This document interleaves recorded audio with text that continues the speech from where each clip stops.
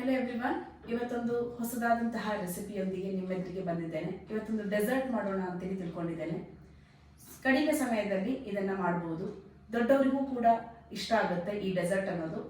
ಚಿಕ್ಕ ಮಕ್ಕಳಿಗೂ ಕೂಡ ತುಂಬಾ ಇಷ್ಟಪಟ್ಟು ತಿಂತಾರೆ. ಹಾಗಾದರೆ ಸ್ಟಾರ್ಟ್ ಮಾಡೋಣ ಅಲ್ಲ? ಬನ್ನಿ, ಅದಕ್ಕೆ ಬೇಕಾಗುವಂತಹ ಇಂಗ್ರೀಡಿಯೆಂಟನ್ನು ನೋಡೋಣ. 2 ಕಪ್ಪಷ್ಟು ಹಾಲನ್ನು ತಗೊಂಡಿದ್ದೇನೆ.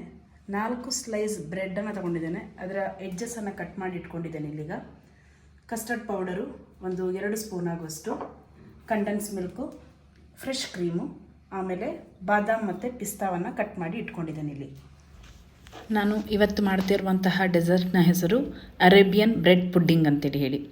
ಅದಕ್ಕೆ ಫಸ್ಟು ಗ್ಯಾಸಲ್ಲಿ ಹಾಲನ್ನು ಕಾಯಿಸ್ಕೊಳ್ಬೇಕಾಗತ್ತೆ. 1-2 ಕಪ್ಪಷ್ಟು ಹಾಲನ್ನು ನಾನಿಲ್ಲಿ ತಗೊಂಡಿದ್ದೇನೆ. ಇಲ್ಲಿ ಶುಗರ್ ಬೇಕಾದವರು ಶುಗರನ್ನು ಆ್ಯಡ್ ಮಾಡ್ಕೊಳ್ಬೋದು. ನಾನಿಲ್ಲಿ ಶುಗರನ್ನು ಆ್ಯಡ್ ಮಾಡ್ತಾ ಇಲ್ಲ, ಯಾಕಂದರೆ ಕಂಡೆನ್ಸ್ ಮಿಲ್ಕನ್ನು ಆ್ಯಡ್ ಮಾಡ್ತಾ ಇರೋದ್ರಿಂದ ಅದರಲ್ಲೇ ಸಾಕಷ್ಟು ಸ್ವೀಟ್ನೆಸ್ ಇರುತ್ತೆ. ಹಾಗಾಗಿ ಇನ್ನು 2 ಸ್ಪೂನಷ್ಟು ಏನು ಕಸ್ಟರ್ಡ್ ಪೌಡರನ್ನು ತೊಗೊಂಡಿದ್ದೇವೆ, ಅದಕ್ಕೆ ಸ್ವಲ್ಪ ಹಾಲು ಹಾಕಿಬಿಟ್ಟು ಅದನ್ನು ಚೆನ್ನಾಗಿ ಮಿಕ್ಸ್ ಮಾಡಿ ಹಾಕಿ ನಾವಿಲ್ಲಿ ಕಸ್ಟರ್ಡ್ ಮಿಲ್ಕನ್ನು ರೆಡಿ ಮಾಡ್ಕೊಳ್ಬೇಕು. ಅದರ ಥಿಕ್ನೆಸ್ಸನ್ನು ನಾನಿಲ್ಲಿಗ ತೋರಿಸ್ತಾ ಇದ್ದೇನಲ್ವ, ಅಷ್ಟು ಬರಬೇಕಷ್ಟೆ. ಇನ್ನು 1-2 ಸ್ಪೂನ್ ಆಗುವಷ್ಟು ಕಂಡೆನ್ಸ್ ಮಿಲ್ಕು, ಆಮೇಲೆ 3 ಸ್ಪೂನ್ ಆಗುವಷ್ಟು ಫ್ರೆಶ್ ಕ್ರೀಮನ್ನು ತಗೊಂಡು ಅದನ್ನು ಮಿಕ್ಸ್ ಮಾಡಿಕೊಂಡು ಪಕ್ಕದಲ್ಲಿ ಇಟ್ಕೊಳ್ಬೇಕು.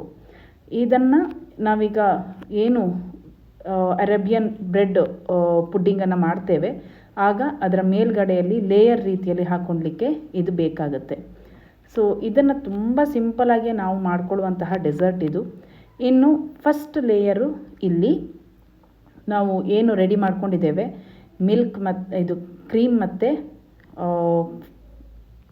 ಕಂಡೆನ್ಸ್ ಮಿಲ್ಕ್ ಹಾಕಿ ಅದನ್ನು ಫಸ್ಟ್ ಲೇಯರ್ ಆಗಿ ಮಾಡಿಕೊಂಡು, ಅದರ ನಂತರ ಬ್ರೆಡ್ ಸ್ಲೈಸಸನ್ನು ನಾವೇನು ಎಡ್ಜಸ್ಸನ್ನು ಕಟ್ ಮಾಡಿ ಇಟ್ಕೊಂಡಿದ್ದೇವೆ ಅದನ್ನು ಹಾಕಿ ಇನ್ನೊಮ್ಮೆ ಪುನಃ ನಾವು ರೆಡಿ ಮಾಡ್ಕೊಂಡಿರುವಂತಹ ಕ್ರೀಮ್ ಮತ್ತು ಕಂಡೆನ್ಸ್ ಮಿಲ್ಕ್ನ ಮಿಶ್ರಣವನ್ನು ಇದರ ಮೇಲ್ಗಡೆ ಸ್ಪ್ರೆಡ್ ಮಾಡಿಕೊಳ್ಬೇಕು.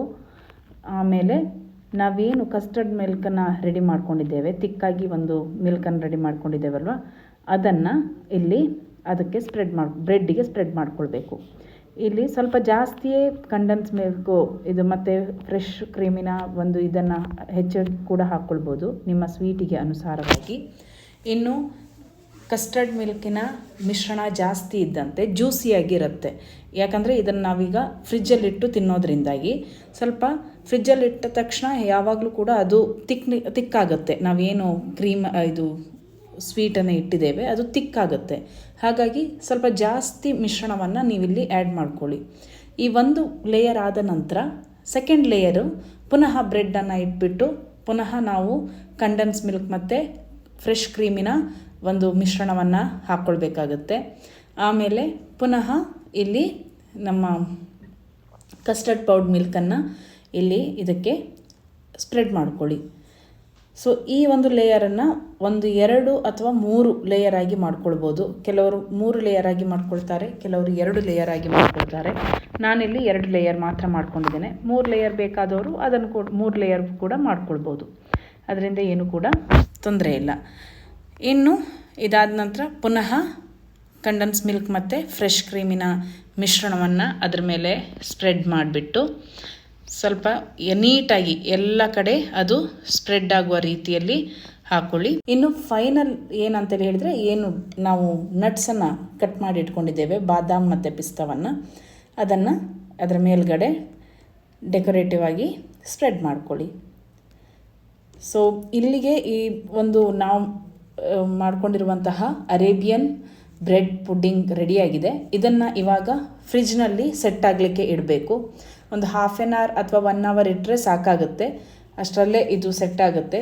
ಎಲ್ಲವೂ ಕೂಡ ಸರಿಯಾಗಿ ಆ ಬ್ರೆಡ್ಡು ಎಲ್ಲವನ್ನು ಸರಿಯಾಗಿ ಅಬ್ಸರ್ವ್ ಮಾಡ್ಕೊಳ್ಳುತ್ತೆ. ತಿನ್ನಲಿಕ್ಕೂ ಕೂಡ ಚೆನ್ನಾಗಿರುತ್ತೆ. ಸೊ ನೀವು ಯಾವಾಗಲೂ ಕೂಡ ಹೊರಗಡೆ ಹೋಗಿ ಬೇಕರಿ ಐಟಮನ್ನು ತಗೊಂಡು ತಿನ್ನೋದಕ್ಕಿಂತ ಇಂತಹ ಐಟಮ್ಸ್ಗಳನ್ನು ಮನೆಯಲ್ಲೇ ಈಸಿಯಾಗಿ ಮಾಡ್ಕೊಳ್ಬೋದು. ಸೊ ಯಾವಾಗಲೂ ಕೂಡ ನಾವು ಮನೆಯಲ್ಲಿ ಮಾಡ್ಕೊಂಡು ತಿನ್ನೋದು ತುಂಬಾ ತೃಪ್ತಿಯನ್ನು ಕೊಡುತ್ತೆ ನಮಗೆ. ನಮ್ಮ ಹೆಲ್ತ್ ಕೂಡ ಚೆನ್ನಾಗಿ ಇರುತ್ತೆ. ಹೀಗೆ ಹಲವಾರು ರೆಸಿಪಿಗಳೊಂದಿಗೆ ನಿಮ್ಮೆದುರಿಗೆ ಬರ್ತೇನೆ. ನನ್ನ ಚಾನಲ್ನ ಸಪೋರ್ಟ್ ಮಾಡಿ, ಸಬ್ಸ್ಕ್ರೈಬ್ ಮಾಡಿ. Thank you.